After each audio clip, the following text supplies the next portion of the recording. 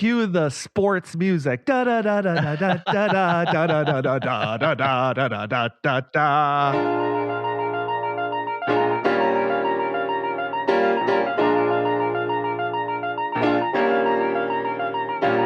Do you love to travel? Do you love road trips? Do you love finding hidden treasures in towns all over the USA? Hi, I'm Joshua. And I'm Craig. Welcome to Treasures of Our Town. It's the podcast that explores unique and charming towns scattered throughout the United States. Guided by our love for location-based games like geocaching, join us as we venture to some of the country's most intriguing destinations, uncovering hidden gems and local secrets along the way.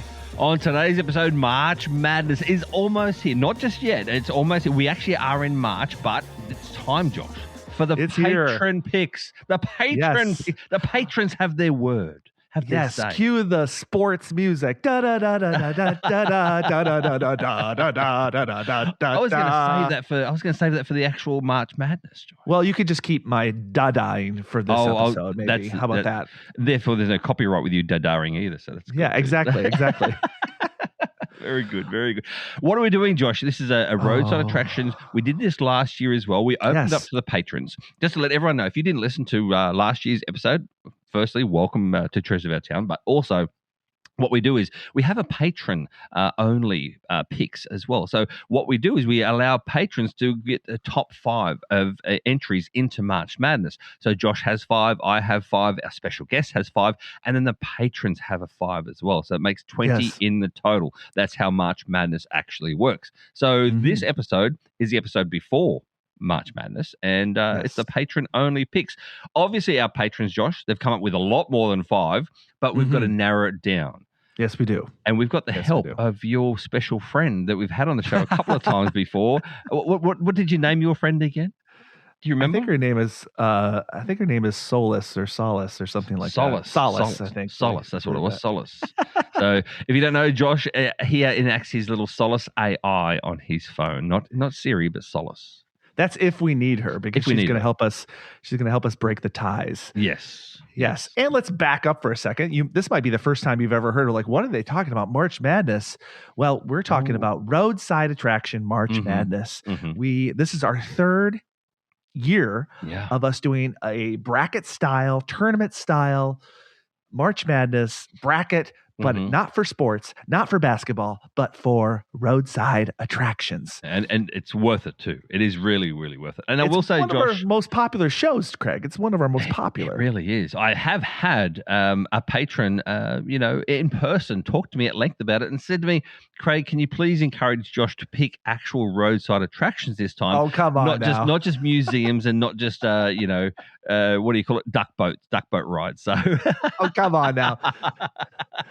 Museum can be a roadside attraction. I mean, you could be driving by a sign that says, "Oh my gosh, there's the museum of blah blah blah," and you're like, "Oh wow, I got to stop." That's we did have the Corn Castle Museum thing. That was a museum. I suppose that was a roadside attraction a couple of years ago. The Corn Palace. The Corn Palace. Sorry, Corn Castle. Yes. Listen to me. Corn Palace. Which you actually visited now after we actually talked about it. Sure did. It is a roadside attraction, that's for sure. And I will say, Josh, the amount of roadside attractions I've now visited because of our talking about them is insane. I also did the highway there in North Dakota as well. The not the ET highway. What's it called? The I can't remember. Oh, it's a great highway. Anyway, it goes all the way down from north to south of North Dakota as well, and it's fantastic. And that's roadside attraction upon roadside attraction, like it's feature upon feature and Enchanted Highway. That's where it is. Enchanted Highway. That's the one. That was high up there too in one of our.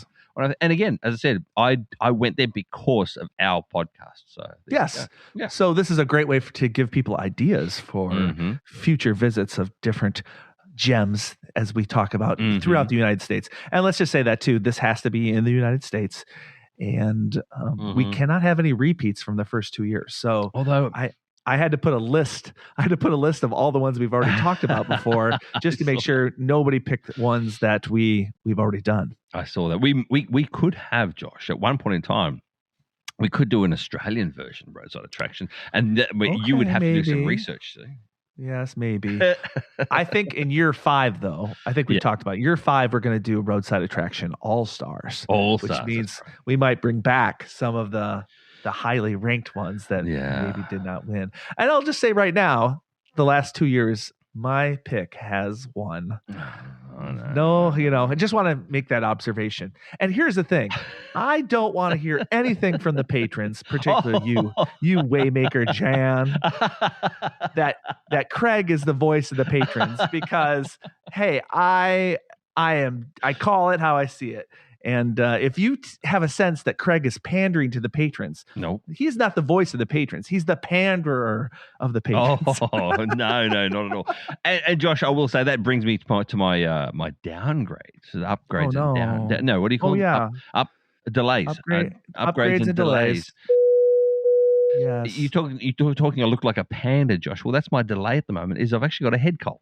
So you may be able to hear my voice slightly as well, and I probably got the black eyes underneath as well, like a panda. So I'm a pandering to the patrons. Is that what you're saying? I get it. Ha ha ha. I know. See, I segue straight into the That's a good segue. So what's your upgrade? So you have a head cold, your downgrade, or your delay. But what's your upgrade? The upgrade, Josh. Before I've spoken to you about chicken math in the past, and I've got 6 chickens now as well. And if people don't understand what chicken math is, it's very simple.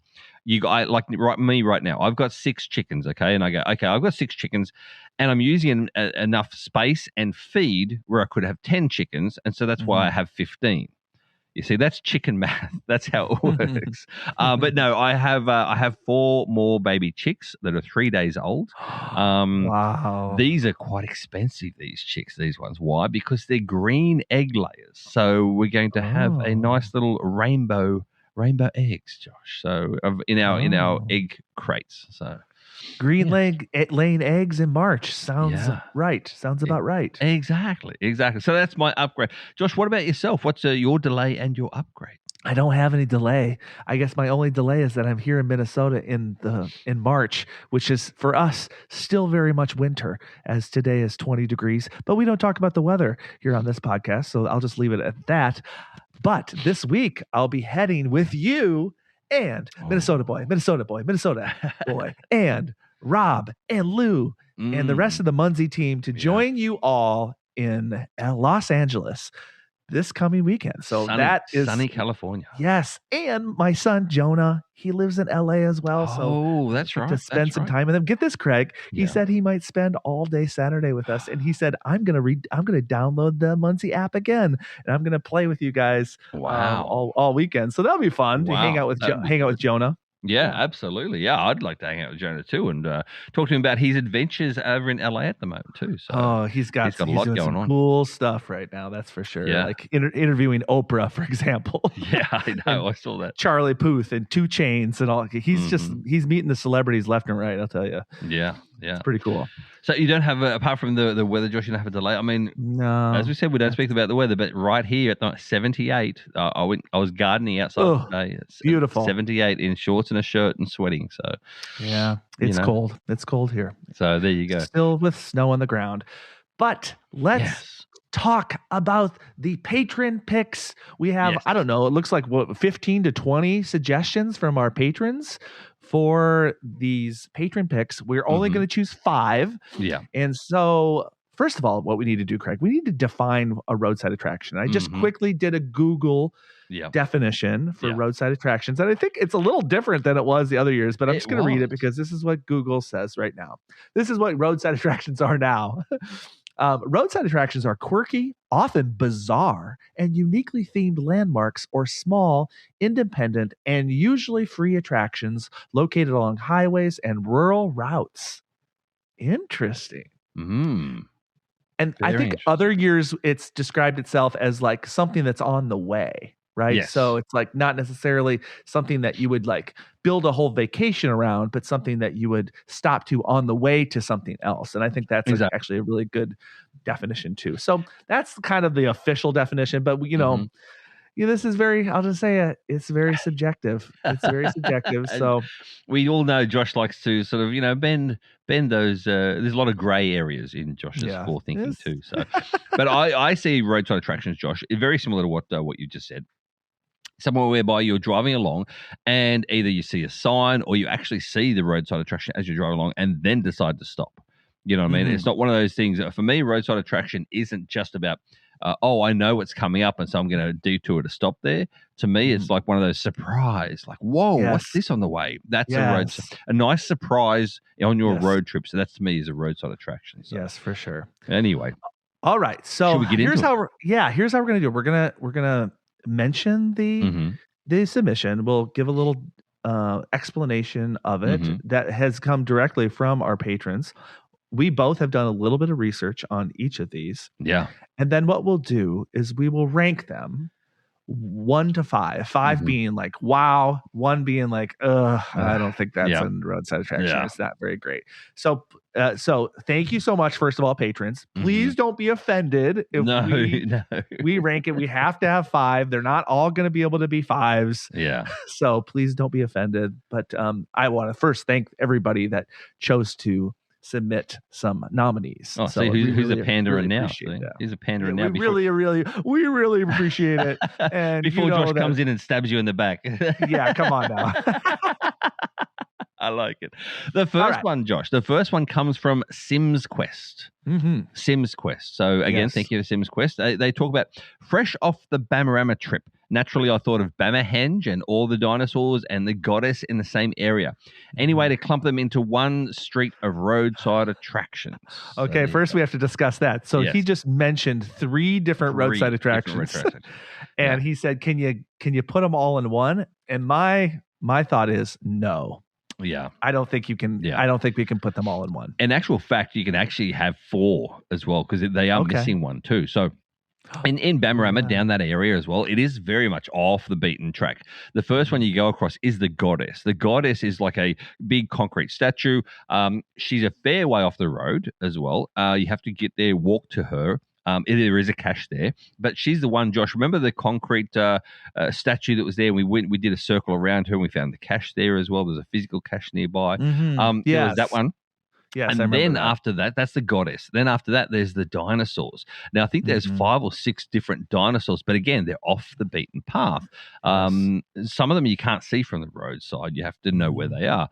And then after that, we're talking about Bamahenge, and Bamahenge is the one that literally is like, Stonehenge. Stonehenge, yes. But it's made of like fiberglass. So there's that one, Bamahenge. And then the last one, Josh, is the Lady of the Lake. Now, he did not mention Lady of the Lake. That's actually my mention because I was like, oh my gosh, for me, that was my favorite. Yeah. So I don't, maybe that's not technically a nominee. That was one that I added, but it's right next to it. So maybe I might need to save that for one of mine, possibly. Oh, okay. You can say. Well, we know that there are some of these in here that actually we are saving for ourselves, so we won't be mentioning those. So there we go. So let's rank Bamahenge first. To me, of all of those, I would rank Bamahenge I think the best, mainly because it's all in one area. Me too. And like the dinosaurs are in different spots. They're not even all in the same spot. You have to kind of drive from place to place. Yeah. So I will give Bamahenge a 4 out of 5. Oh, I was going to give it a 3. So that's a 7 in total. Okay. So we're going to write that down. That has a 7. That's 7. Perfect. What about the dinosaurs? Dinosaurs, I'd go a 2 on the dinosaurs because again, there's more than one and some of them are off the beaten track. You have to know where they are. So I'd probably give them a 2. I would give it a 2 as well. So that would be a 4 for the dinosaurs. The goddess, which is in the same area, that was a little bit of a walk to it. That was a walk. You can't see it. You have to know it's there. You have to go guide. That's guided by our love of geocaching and location-based games. So I'd give her a 1, the goddess. I give her a 1 as well. So we're on track. So that would be a 2. Yeah. And do we want to add Lady of the Lake or should we? It wasn't technically done. Because it wasn't technically a nominee, we're going to remove it because I might have that be a part of mine. I think honestly, I would give that. I'll just say I would give that a 5 out of 5. I think that's really cool. We'll talk about it if it makes it. It's in the water. It's really unique. Her legs are hanging out. That's a good one, but that wasn't a nominee. It wasn't mentioned by SimQuest. So So out of all those SimQuests, Bamahenge is 7. That'll be your best chance of getting into March Madness. Exactly.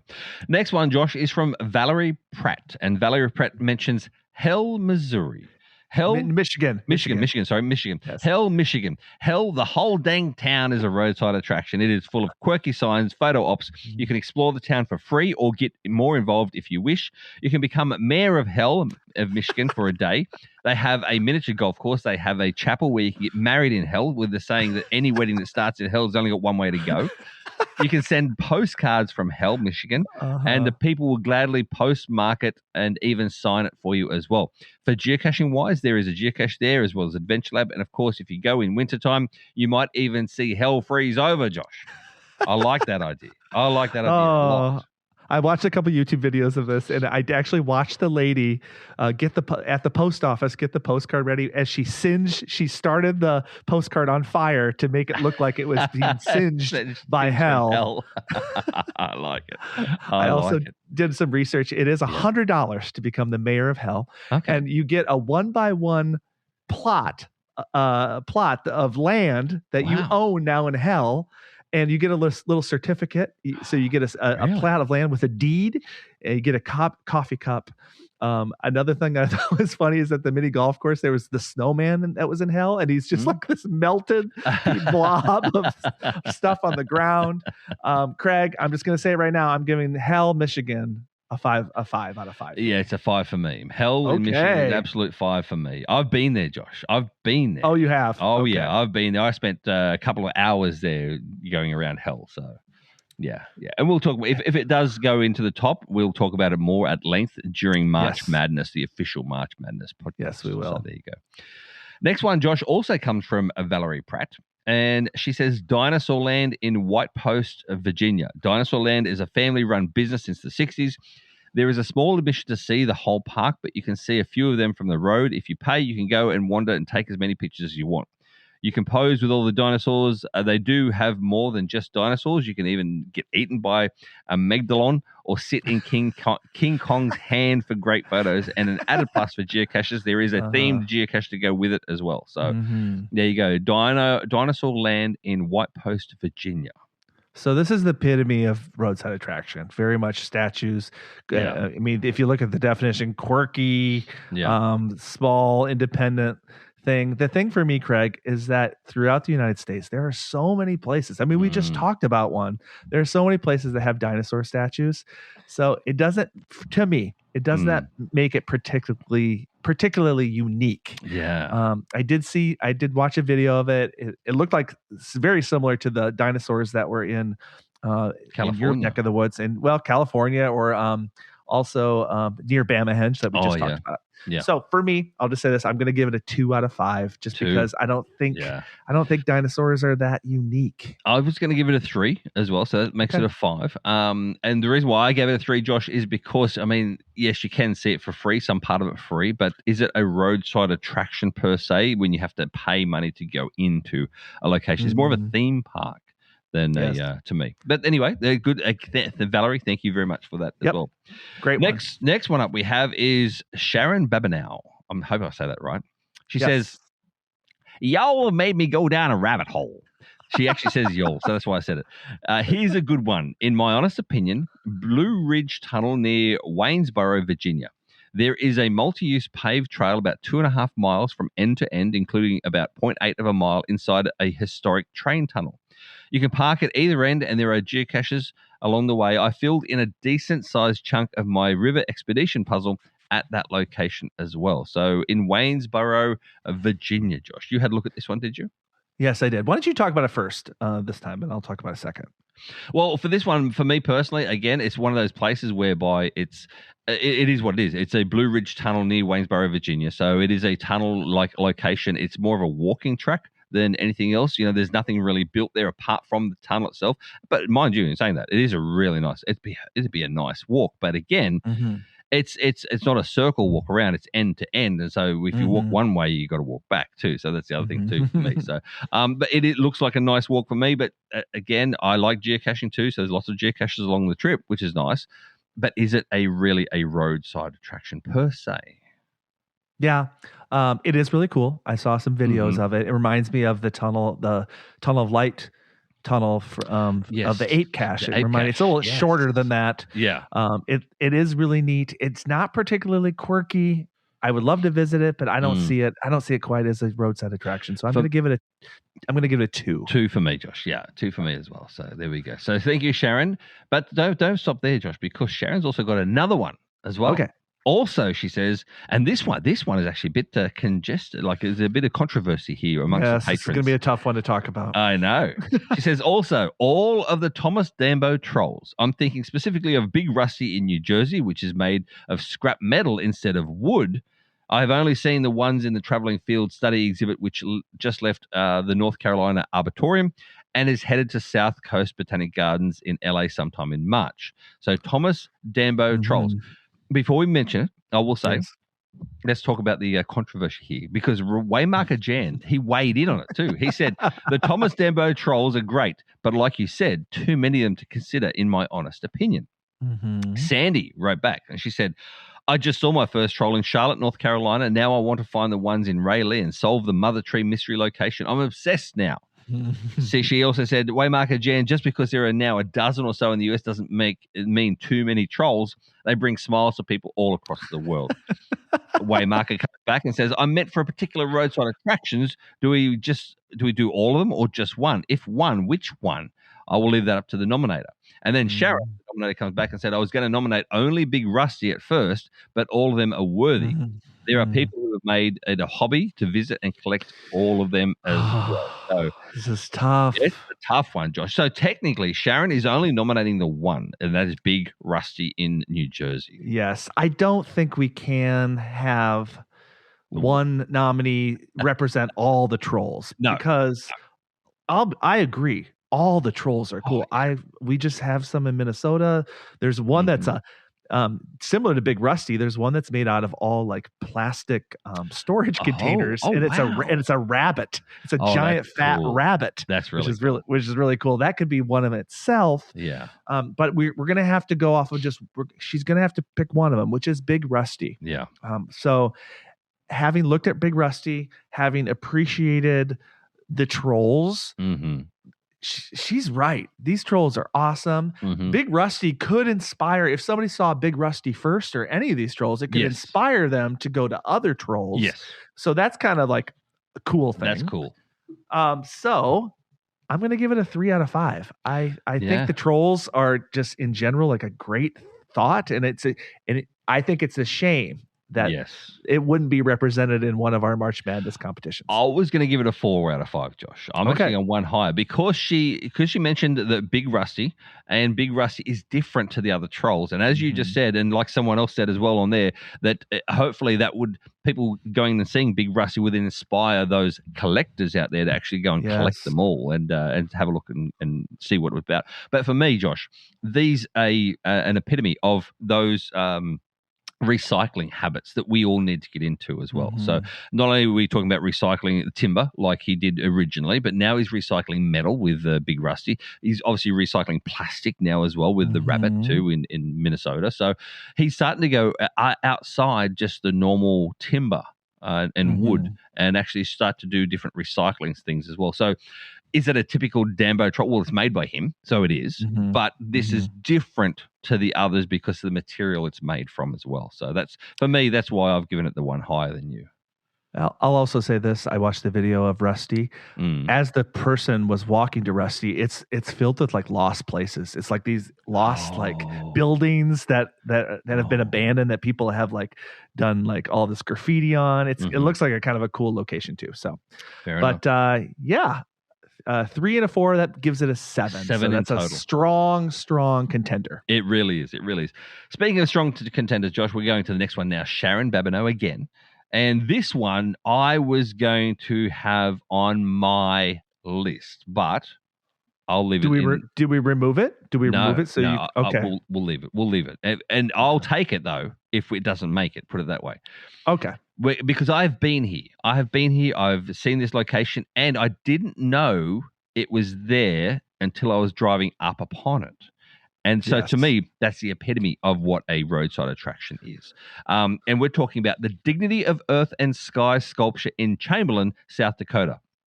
Sharon said, I blew right by it a few years ago without knowing it was actually even there. It's my goal, though, to visit the next time I go and make a road trip. So she hasn't actually been it. She'd been past it and whatever. But no, I saw it as it was coming up to it. I was going obviously the opposite direction, and I could see it in the distance. And I was like, I need to go to that. Plus, obviously, it's a virtual cache as well. So I love virtuals. And so that also made me go and have a look at it too. It is absolutely gorgeous. It is stunning. It has got a good natural history behind it. Very, very history in regards to the Indigenous people of the land. Very heartwarming.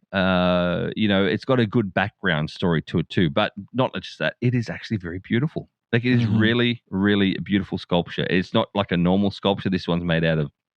It's like a metal, stainless steel type sculpture with glass as well, with stained glass in it too. So for me, I'm going to say this straight away. It's a 5 out of 5. I was going to pick it for one of mine. It is a 5, giving it a 5 out of 5 for this one. I agree. I've been to this rest stop before. I've been there before this was actually built. This is actually a newer sculpture, and I don't know if you said what it was. It's a sculpture, a huge sculpture of a native woman. You're right. It's like there's stained glass, so there's like when the light goes through it. It is a really cool welcome center. I've been there. It's come up on 2 of our episodes actually, Craig. It came up on the Corey Hepela episode. Oh, it did too. Where he was talking about the shows. I think he did a show featured on Chamberlain, South Dakota, but it also came up on our best places to go to the bathroom. I didn't even know that. Wow, look at you. I'm pretty sure we talked about it on our best toilets in America. Oh, there you go. So Craig, it is a 5 out of 5 for me. That's a 10. That's going to be in for sure. Great pick. Yeah, great pick. Thank you very much for that, Sharon. All right, next one, Josh, we have Sandy Wade, and she states the Hattiesburg, Mississippi Pocket Museum and Alley is a whimsical and artistic collection including the Tiny Museum, Theatre for One, Rainbow Bridge Memorial, painted doors, real and miniature, Lego mini fig trading box, 3D perspective street paintings, and more. 2 geocaches in the alley, and she gives the geocaching codes as well. So much to see. It will make you smile. I'd like to add the alley, including the Pocket Museum, is free and open 24/7. See, so we know that's actually a big thing. When it's free and 24/7, like availability. I like that too. Yeah. What did you think of this? I'll tell you my thoughts. Yeah. I watched a video of it. This sounded just really intriguing. It is adorable. The alleyway is just like a surprise after surprise. It's just like miniature little things everywhere, and they're just kind of like hidden about. And obviously, there's a lot of other cool stuff there. It's free. It's one of those places that you're like, oh wow, you really got to visit there. And I'll say this, Hattiesburg. I was like, why is Hattiesburg? That sounds so familiar. There's a geo tour there. I believe you've done part of it as you've done through your travels. You haven't done the whole thing. I would love to visit Hattiesburg to do the geo tour. This looks cool. Hattiesburg. I'm going to give this a 4 out of 5. Yeah. Yeah. So for me, Josh, my travels to this was I was going through Hattiesburg. I didn't know about the Geo Tour. I didn't even look it up. I was doing something else at the time. I know, right? I then thought to myself, well, I'm going past this area. I'll have a look what's a decent, favorite point cache. And one in the alley was a high favorited cache. So I thought, I'll give this a go. I went in there, found the cache, and it's got the Hattiesburg Geo Tour sticker on the front. I went, oh, no, this is a Geo Tour. I think I messaged you and guess where I am, and there's a Geo Tour here, and I'm not doing it. But here's a tip for you, Josh. I've just recently done Bamarama, the geocaching mega down here in Alabama. We had one of the lackeys down there as well. I was talking to them. Hattiesburg Geo Tour, they're refurbishing it soon. So if you haven't done the original Geo Tour that's there now, go out and do it ASAP, because then you can go back and do the second Geo Tour when it comes live as well. So there you go. There's a tip out there for our listeners too, Josh. If you haven't done Hattiesburg Geo Tour, go and get it done ASAP. I'm talking the next 2 months. I'll be doing it over a weekend in a couple of weeks' time. And cool. Yeah. It sounds like a great place to visit for like a long weekend. Absolutely. Do the Geo Tour. Absolutely is. This is on my Geo Tour list, and know I love Geo Tours. Absolutely. Anyway, so I gave it a 4. What are you giving it? I give it a 4 as well, because as I said, when I went there, I didn't know it was a Geo Tour. I went there and the artwork blew me away in the alleyway. It really did blow me away, because it's one of those artworks that you see that it can become 3-dimensional. What I mean by, you can, and it's got phone holders, so you can put your phone down, put it on a timer, and set it up, and you walk back away from your phone up against the wall, and you can take a photo of yourself, and you're like pretending to hold a bee or or something else, or an I-beam or something like that too. It's very much 3-dimensional photograph stuff too. So it's in place, so you can actually have your photos taken without anyone being there, for instance, as well, and still get really good photos. So there you go. Yeah, I like it. All right. Now we're heading to Florida. Now we're heading to Florida. Waymaker Jan. Now he's come in with his own one. And he talks about Solomon's Castle in Ona, Florida. If I could, I would have nominated the Gatorland in Orlando, Florida. But I went with something more unknown and weird. Florida roadside attraction, which is saying a lot for Florida, he said. So he wanted to do the Gatorland, but no, he's chosen Solomon's Castle instead. Well, do we want? I mean, other people have nominated more than one. Do we want to talk about Gatorland? I think we do. Yeah, it's only fair. It is. He's nominated. He kind of nominated both. He spoke about both. So yeah. So what do you think, Josh? We'll go to the castle first and foremost. Yes. What do you think about the castle? Solomon's Castle. Oh my gosh, that was cool. I saw some video of it. I saw the daughter. It was created by an artist. The whole outside is made out of tin. Reminded me a little bit of the beer can house, a little bit like that. But it's actually a castle. I've never heard of this. I've never seen it before. It's really cool, and the inside of it is like I think it's like an art museum inside. It's like really nice inside. It's like fancy. I thought it was cool. This is somewhere I want to visit. I'm going to give it a 4 out of 5. Yeah, absolutely. I was going to give it a 5 out of 5 because it's very quirky, and we like, you know what we like. You and I both like the quirkiness. It rules for me, and so this one here.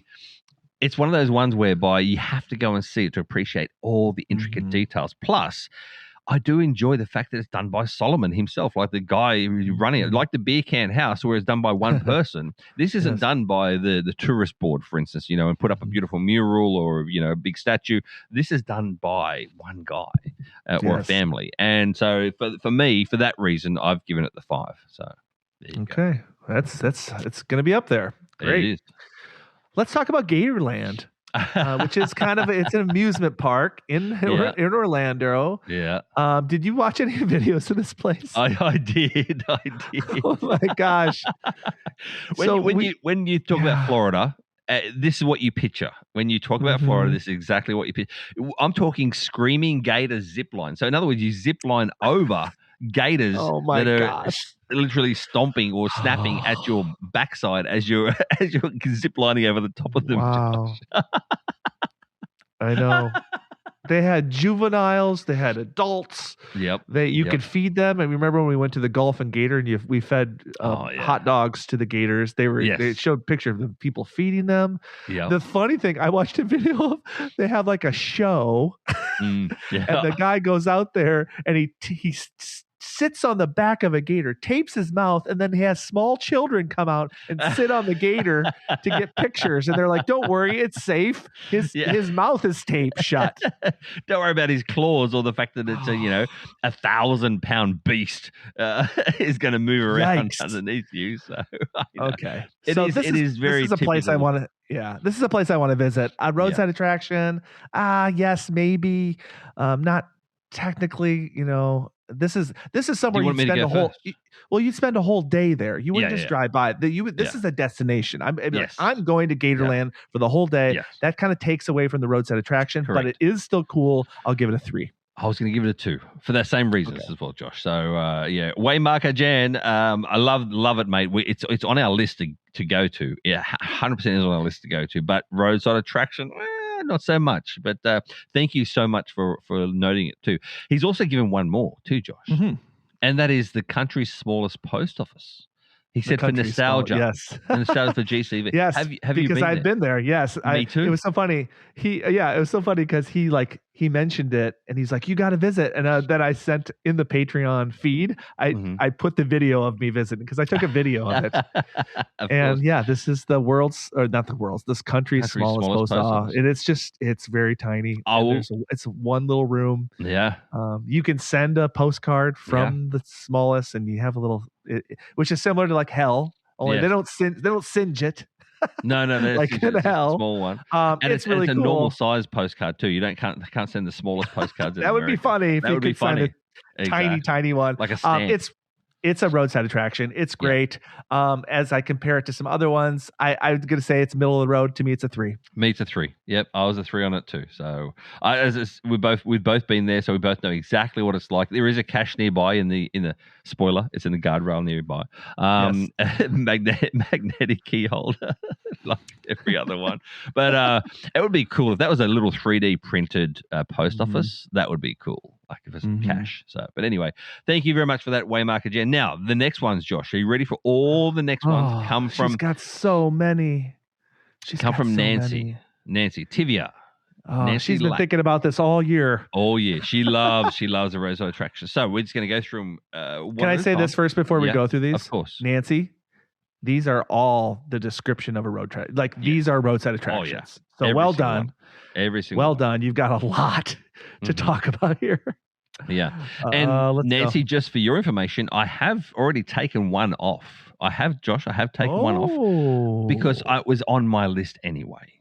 Okay. It was already on my list. And then Nancy mentioned it. So it'll make it, Nancy. It'll make it, but it's under my name because I'm a host. So well, when we get to the real show on our next show, we'll say, "Hey, this was Nancy. Nancy picked it too." So yes, yeah, absolutely. That might actually help it get further in the competition. Who knows?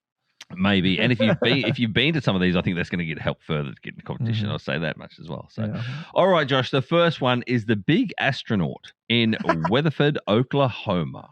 Yes, this is right on Route 66. Yes, I'm sure our previous guest Valerie has been there.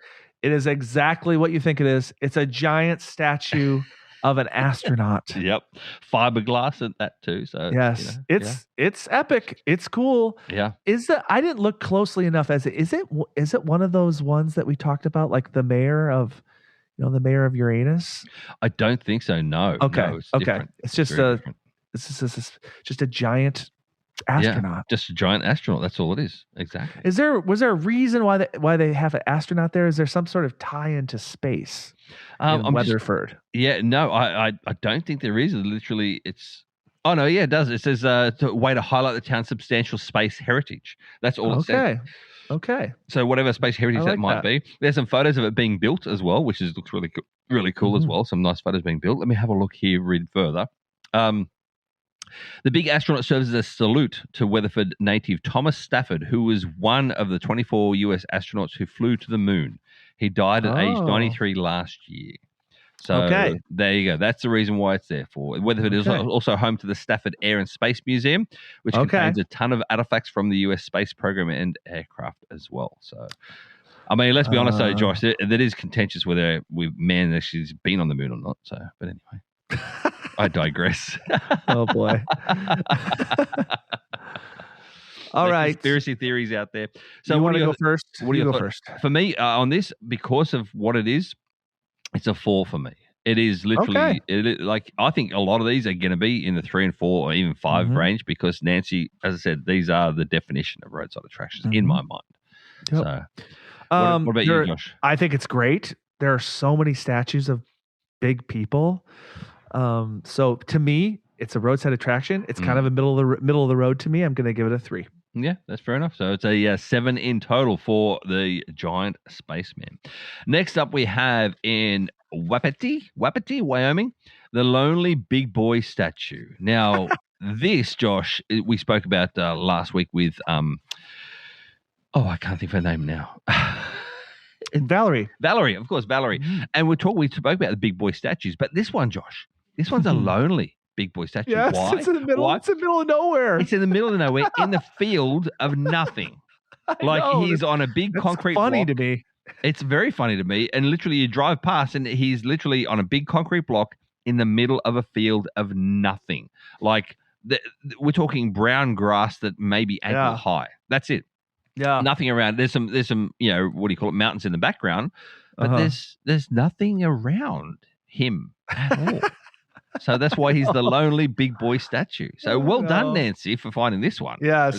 Okay. If it was just the big boy statue, just like around, just like right off the road, that's different for me. Yeah. But the fact that it's just out, the pictures are hilarious, and it's just out there in the middle of nowhere. Like somebody's like, "Oh, where should we put it? Let's just put it out there." Yeah. That's funny to me. It's not even near the roadway itself. Like it's a fair way off the roadway too. So.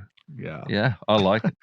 Well, you could argue isn't like roadside attraction because it's not by the road, but it is. You can see it from the road because there's nothing else there. Yes, I'm going to give it a 4. 4 for me as well, Josh. Okay, so there you go. 4 for me as well for that one. I told you most of these themselves are going to be 3, 4, and 5 because Nancy's done a great job on it.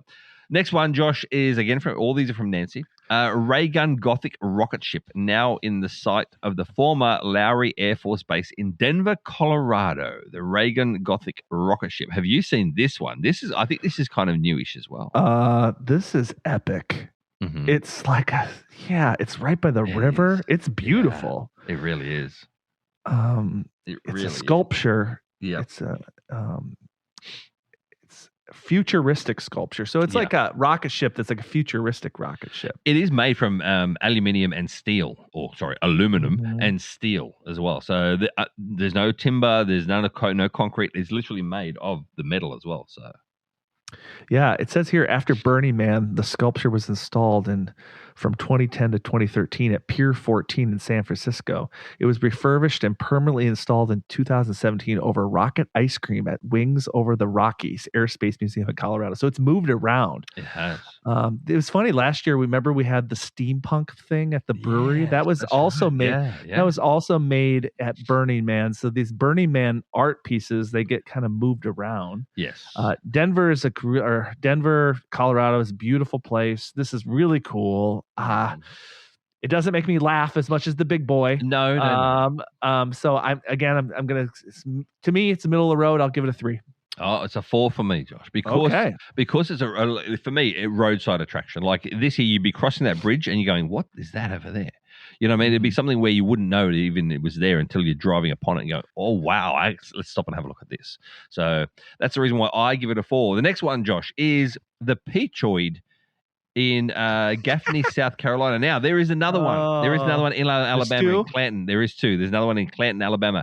What the Peachoid is 135 foot, 41 meters, tall water tower in Gaffney, South Carolina, and it is painted like a giant peach. So it's huge. It is huge, giant. It's a water tower. It's a water tower. Yeah, it is a water tower. So it's really cool. Yeah, it looks really cool as well. It looks exactly like a peach too. So. I know. There's even like a little indentation for the crack of the peach. Butt crack of the peach. Exactly. Exactly. It's like that movie Face Off, Josh, as well. I could eat a peach for hours. So yes, this is in Alabama. Have you seen this in person? Yes. Yeah, I've seen but the Alabama one isn't as well kept. I'll say that it's an older version, the one in Alabama. So I would say that because Nancy did this one in the Peachoid in South Carolina first. Okay. And so we're talking about the Peachoid. We're talking about the Peachoid. We're not talking about the one in Alabama because that was the Peachoid's like a last discovery for her too. So. Yeah. Okay. So I love a good water tower. This peach it's big. It's a 4 for me. It's a 4 for me. It's a 4 for me as well. So we're pretty aligned, Craig. We really are. On these ones, we are. I mean, don't talk to me about what do you call it? A duck boat ride, but anyway. Bringing up the duck boat. I'm bringing up the duck boat ride. All right, and the next one, Josh, is the Harrisburg's mini Statue of Liberty in Harrisburg, Pennsylvania. And it's a local prank that's now turned into a town icon. Did you see this one? Yes, I saw the pictures, but I don't know much about the prank of it. Oh my gosh. So this one, I know it's the middle of the river. Yes, exactly. So what happened was it was a prank done by a particular person local at the time, and they built it out of like timber and also metal and stuff as well back in the day. They've since now, after it was built as a prank and it had a laugh, then they've since enacted it, and so they've built it correctly there instead. So that's what it is.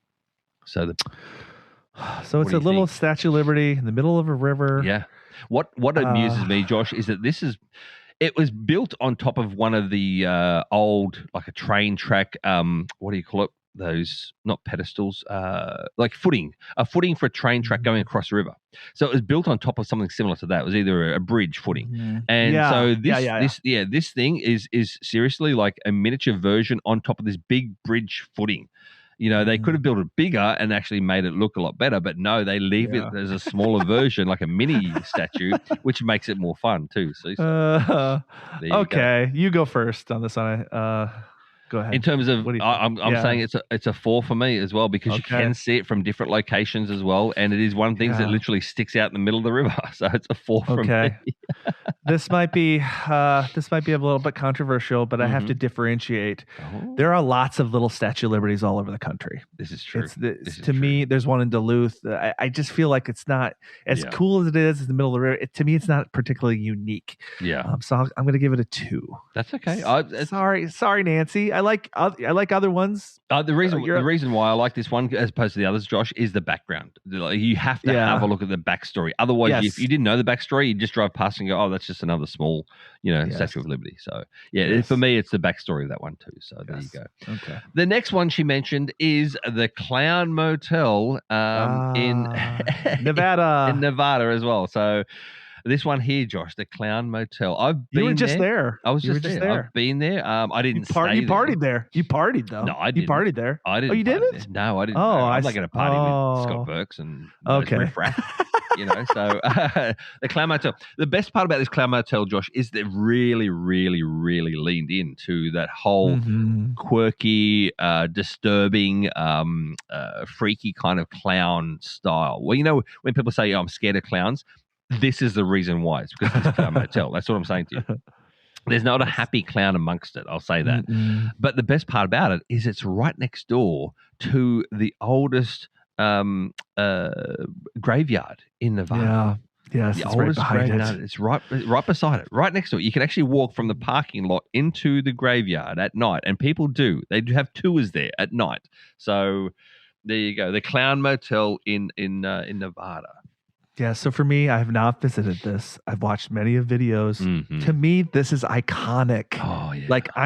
I know about this. Yeah. And there's history behind it because there was an accident, I believe, and like a bunch of people died, and one of the people that died had a collection of like all these clown figurines, and that's why it's a clown motel. Yeah. There's a room 117. There was a murder inside that room. Yeah. Which is just makes it even creepier. There's an Elvis. There's themed rooms. There's an Elvis clown room. You can rent an EMF reader and walk around and get readings. Yes, like the Ghostbusters reader. it's interactive that way. Yes, yeah. I love when they fully embrace it. The theme, to me, Craig, 5 out of 5. I love this idea. I'm a 5 out of 5 too, Josh. But the main reason why I'm a 5 out of 5 for this one also is not just the Clown Motel, but what's attached to the history. Yes. You have to, if you go there, you have to go through and walk through the cemetery. I'm telling you now, it's a different vibe back in the day. I'm talking about this cemetery, Josh. It tells you what people died of and how they died. Oh yeah, on the headstone. Wow. They're not really headstones. They were like wooden crosses, and they've got metal metal plates which have been like what do you call it? Use a hammer and a punched. They've been punched in. So it's not handwritten, it's not carved. They've been punched in metal as to their name, place of birth, date of birth, and the day of death. Things like he lays Johnny. Johnny was, he died from not just being run over by a car on top of a train tracks. He was then run over by a train after the car. Like things like that. Like it's weird. Like it is weird. It is strange. It is very descriptive. Wow. He lays Phil. Phil dropped dead outside the chemist. That's it. Phil dropped dead outside the chemist on this day. That's all it is. Like it's nothing else. Lots of other things as well. Lots of mining accidents that have occurred, and there was several different people who died in the mining accident of 18 whatever it was. But it gives you on the tombstones what they died from. Huh. Wow. So you could go around, literally, I spent an hour and a half, 2 hours walking around the whole cemetery there and reading the tombstones. And honestly, I'm sorry, but I had a laugh at some of them. They're funny. So I apologize while I was there to the rest in peace. To the dead? to the dead. Rest in peace. So they didn't haunt you? Well, you didn't stay there, exactly. So they couldn't haunt you. I mean, the one who ran over the train tracks, he's resting in pieces. But anyway, but anyway, so yeah, that's the reason why it's a 5 out of 5 for me. Mm-hmm. Next up, Nancy says, is the Hollywood sign. I didn't even think of this one, Josh. Yes. Honestly, out of all the roadside attractions, I have never thought of this one. And everyone knows the Hollywood. Everyone knows. We don't need to talk about the Hollywood sign. If you know the Hollywood sign, then are you even in America? Mm-hmm. Straight away for me, 5 out of 5, Hollywood sign. Really? Really, because it is an epitome, an actual definition of a roadside attraction. You can see it from the road, and then you go up to it because it's iconic. And then you can actually walk up and take some photos with it too. And you can always say, no matter where you are in the world, you know the iconic Hollywood sign, and that people literally do their walk and park and do their walk up to the sign to get their photo, or from all walks of life, from anywhere around the world. Yeah. So for me, that's the reason why. This is a tough one. This is a tough one for me, Craig, because I know it's not quirky. Because it's not quirky. It isn't a roadside attraction. It's also in the city. It's also in like LA. Yeah. So it's not like what I imagine, like a rural sort of roadside attraction.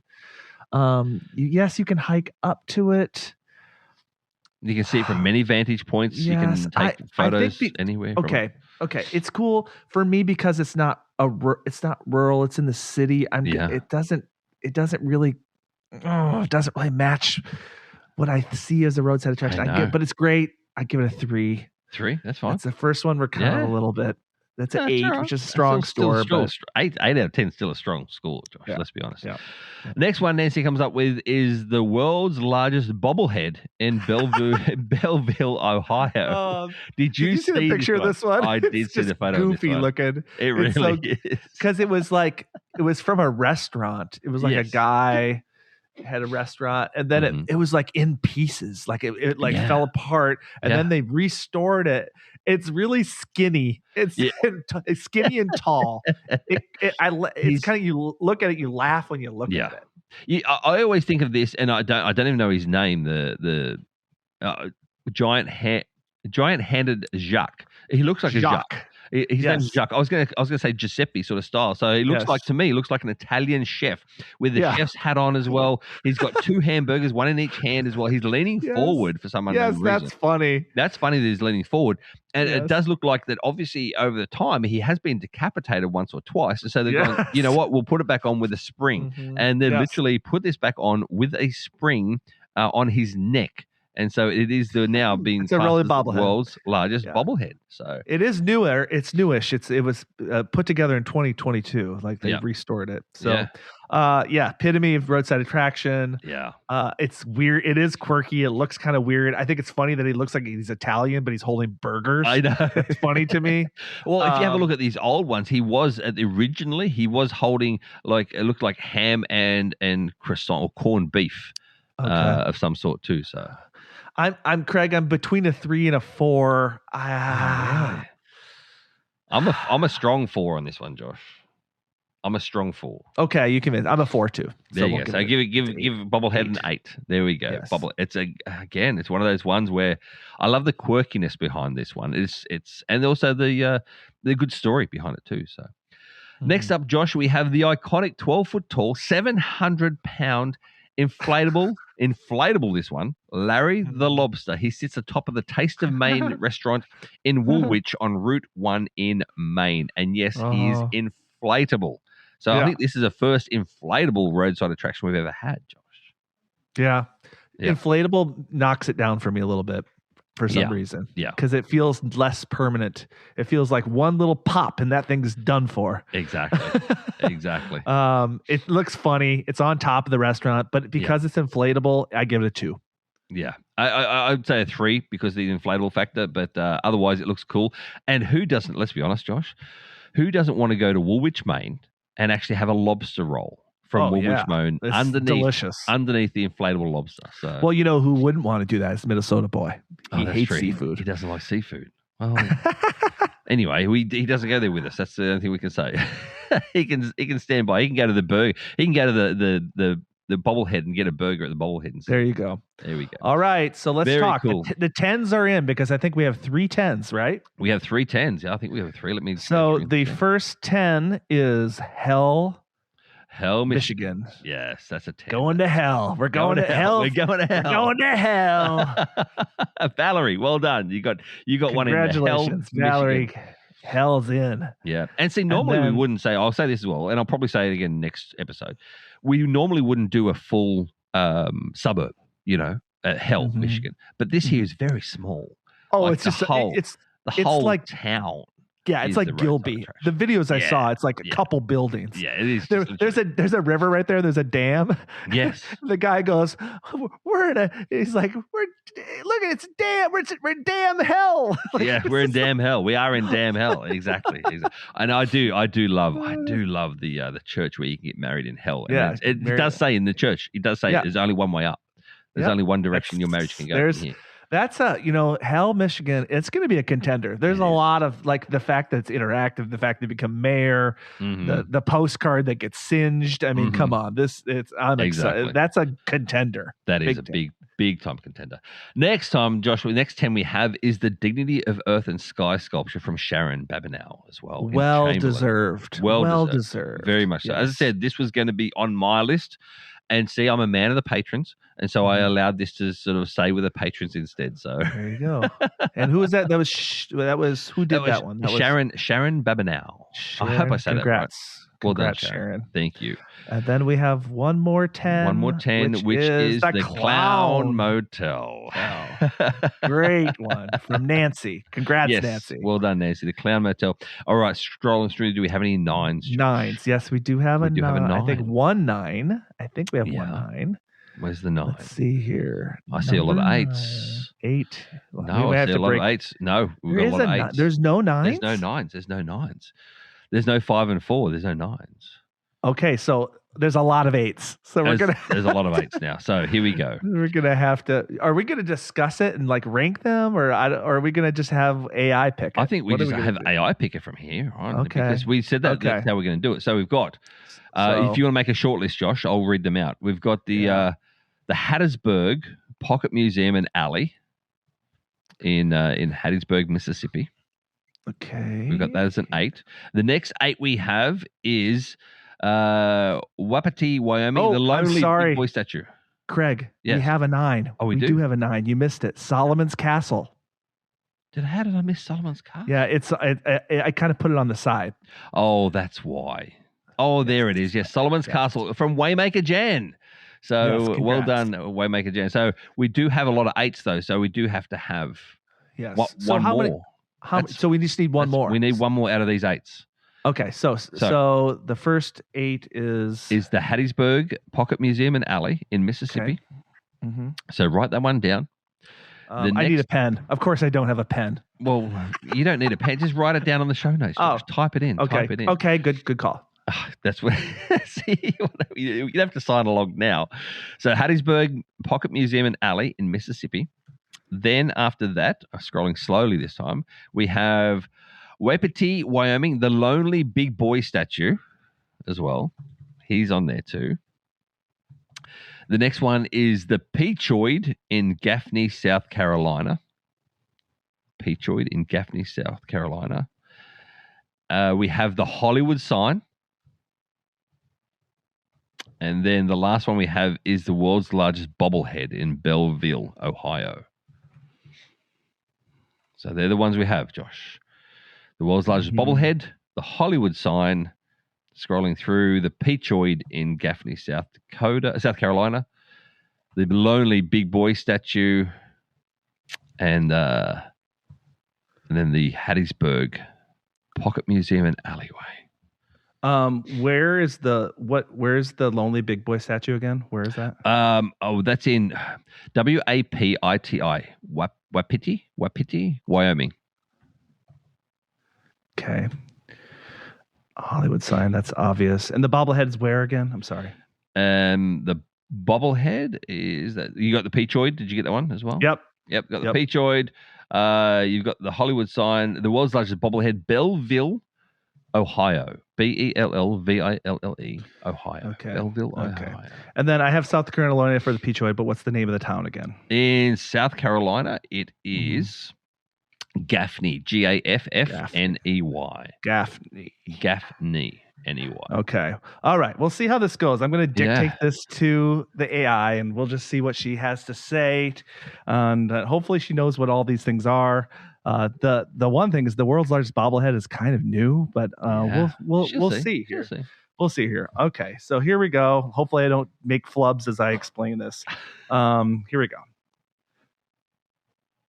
Hello, AI. How are you doing this evening? We need you to help us to break a tie for roadside attractions. So I'm going to give you 5 roadside attractions, and you need to tell me which one you think is the best. Now, don't give us like, oh, they're all great, give us a tie. We need you to decide which is the best one. So the first one is Hattiesburg Pocket Museum and Alley in Hattiesburg, Mississippi. Then there's the Lonely Big Boy statue in Wapata, Wyoming. And then the Peachoid Water Tower in Gaffin, South Carolina. Then the next one is the Hollywood sign in Los Angeles. And then the final one is the world's largest bobblehead in Bellevue, Ohio. Please tell us what you think is the best roadside attraction out of those 5. All right, I'm going to do it. Out of those 5, I've got to crown the Peachoid Water Tower in Gaffney, South Carolina as the winner. It's iconic, quirky, and honestly, who doesn't love a giant peach looming over the highway? It's even got pop culture cred thanks to House of Cards. That's a roadside attraction with some juicy personality. Which would be second place for you? For runner-up, I'm going with the world's largest bobblehead in Bellevue, Ohio. I mean, come on. There's something delightfully ridiculous about a massive bobblehead towering over you. It's quirky and fun, and who wouldn't smile seeing that on a road trip? What about third place? Third place I'd give to the Hattiesburg Pocket Museum and Alley. It's small, but bursting with creativity, and that kind of hidden gem can leave a lasting impression. Fourth place? In fourth place, I'm going with the Lonely Big Boy statue in Wapata, Wyoming. It's a fun oddity for sure, but it's a bit more of a niche nostalgia piece. Still worth a smile, though. Why did you consider the Hollywood sign as last place? The Hollywood sign is undeniably iconic, but it's almost too big of a celebrity. So famous it feels more like a global landmark than a quirky roadside attraction. It's still iconic, but it's less roadside oddity and more world-famous backdrop, so it just feels like a different category. There we have it. Wow. I tell you, Josh, we don't need to be, we just enact her from now on, like on these things. She came out so well. I love it. So the Peachoid Water Tower in Gaffin, South Carolina is the last one for the patron pick. So well done, Nancy. And apparently it was in House of Cards. The show House. Did you get that? Yeah, I heard that House of Cards. Why? Okay. Didn't even know that too. So there we go. There it is. So the Peachoid is the last one in it. So Josh, are you going to go through the 5 picks from our patrons?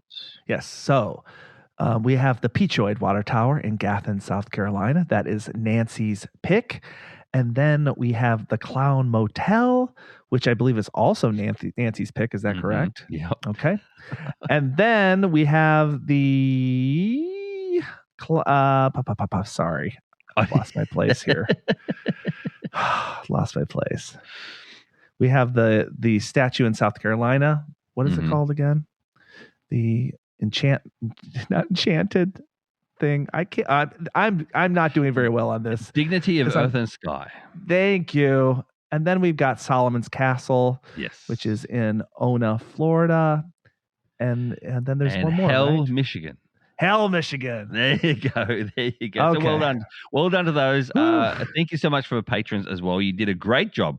I will say, made our life a lot easier, Josh. I will say, because they gave us everything that we needed to actually have a look and see. Well, we did some research and go from there. So, Josh, if people are listening out there and think to yourself, how can I want to be a patron now too? I want to have my say. How can people have their say, Josh, on our shows? It's so cool because the patrons, they're just like interactive. We take their opinion and they're a part of the fun. And so if you want to do that, if you want to be a patron, support us on our Patreon site, which is at patreon.com/treasures of our town. And you can help us create even better content and keep it free for everyone. So check us out there at Patreon, and we would love your support. And I will say, Josh, ready for the layup for you. Here we go. Nancy, what a great job. All those. She's a fan of roadside attractions, Josh. She's a lover of roadside attractions. She's proud of her roadside attractions. She is so proud of her town. I bet you in her own town, there's some ones that she'd be proud of too, but we've probably already covered them actually. So yes, it's a damn rare thing these days that people are proud of their town, and a roadside attraction is something that would make somebody proud of their town, like Hell, Michigan. I mean, I'd be proud that my town's called Hell. I know. Otherwise, Josh, how can people contact us or find us if they wish to? Yes, you can reach out to us at treasuresofourtownpodcast@gmail.com, or you can follow us on Facebook, Instagram, YouTube, or our Buzzsprout website. So that's it for our show today. Please subscribe, rate, review on your favorite podcast app. And as always, Josh, may your travels always lead you to those most unexpected and amazing hidden gems like roadside attractions around the world. And we're going to see you next time when it is officially March Madness, and we will crown the 2026 Roadside Attraction Champion. And we may need to go to AI. Or we might have to have a special guest. Correct. Wait and see. Bye, everybody.